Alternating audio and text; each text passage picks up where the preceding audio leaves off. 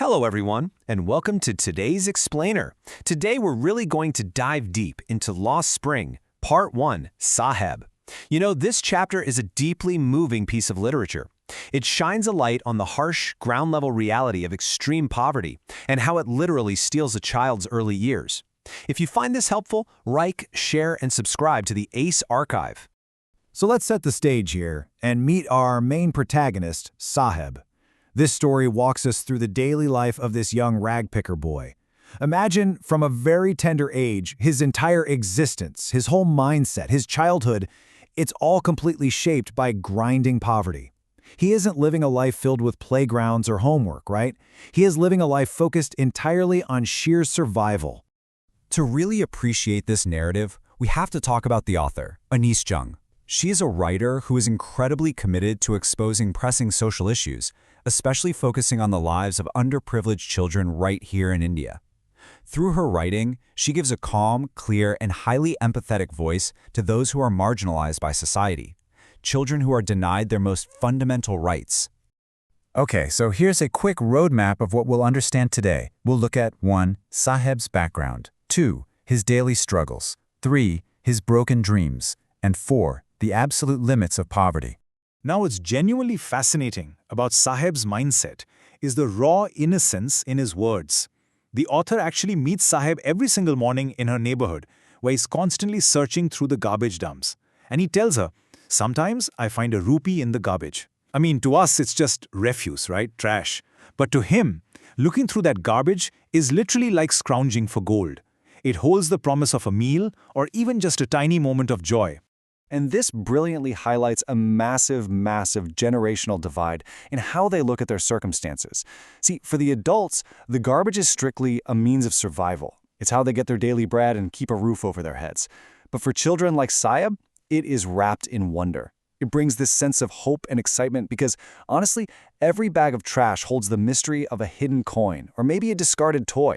To truly understand Saheb's current reality, we need to take a step back and look at his past. He isn't originally from the city. His family actually used to live amidst the beautiful green fields of Dhaka, but nature was incredibly cruel to them. Devastating storms swept in and destroyed their fields and their homes. They lost absolutely everything. So, because their entire livelihood was wiped out, they literally had no choice but to migrate. First, their fields and homes were destroyed, then they had to move to the big city just to survive, and finally, they were forced into ragpicking. Students, this is a textbook tragic example of forced migration driven by extreme poverty. They didn't move seeking a luxurious life. They moved because if they stayed in Dhaka, they would have starved.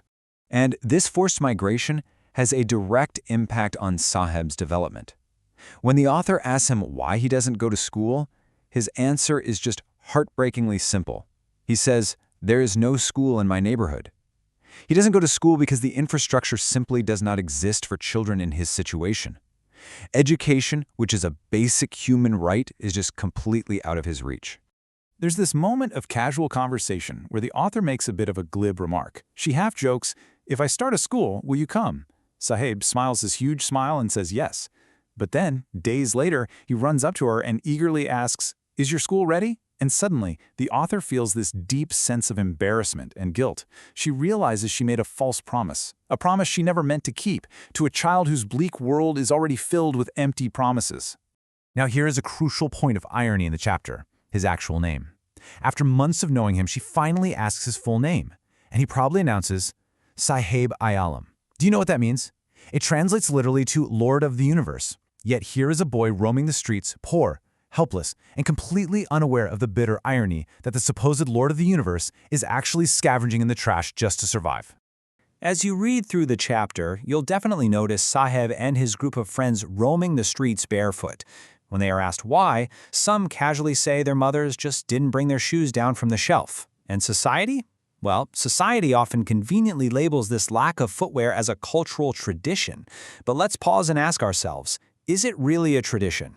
The harsh truth, which the author rightfully points out, is no, it's not a tradition. It is simply a perpetual state of poverty. Calling it a tradition is just an excuse. It makes the rest of society feel a little less guilty about the reality that these young children are forced to walk on rough, dangerous streets for the simple reason that they cannot afford basic footwear. Let's shift our focus to exactly where Saheb lives. This is Simapuri. It's a slum located right on the periphery of Delhi.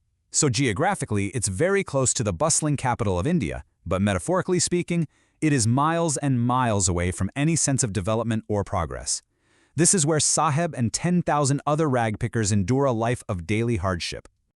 The living conditions in Simapuri are, frankly, shocking. The structures they live in are just made of mud, with roofs pieced together from tin and tarpaulin. There is absolutely no sewage system, no proper drainage, and no access to clean running water.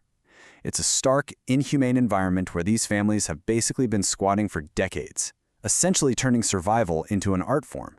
Because they are migrants who settled in a wilderness area, they have zero legal identity, no official permits whatsoever. However, interestingly, politicians have made sure they do have ration cards. Why? Well, because a ration card gets their name on the voter list. And more importantly for the ragpickers, it actually allows them to buy cheap grain. This brings us to a really poignant realization in the text. As a group of women in tattered saris explain to the author, food is more important for survival than an identity. If they can just feed their families at the end of the day and go to sleep without an aching stomach, they honestly do not care about permits. Filling that empty stomach is their one and only priority. But despite this crushing weight of poverty, Saheb still holds on to the innocence of a child. One winter morning, the author sees him standing outside the fenced gate of a neighborhood club, just intently watching two young men playing tennis. He murmurs softly, "I like the game." He's completely fascinated by this world of leisure and sport, a world he's entirely locked out of. In a really powerful bit of symbolism, the author notices that Saheb is actually wearing tennis shoes. They're discarded shoes from some rich boy, thrown away just because there was a hole in one of them. For Saheb, a boy who has walked barefoot his entire life, even a shoe with a hole in it is a dream come true. But the tragic reality hangs in the air. He might have the shoes, but playing the actual game of tennis remains forever out of his reach.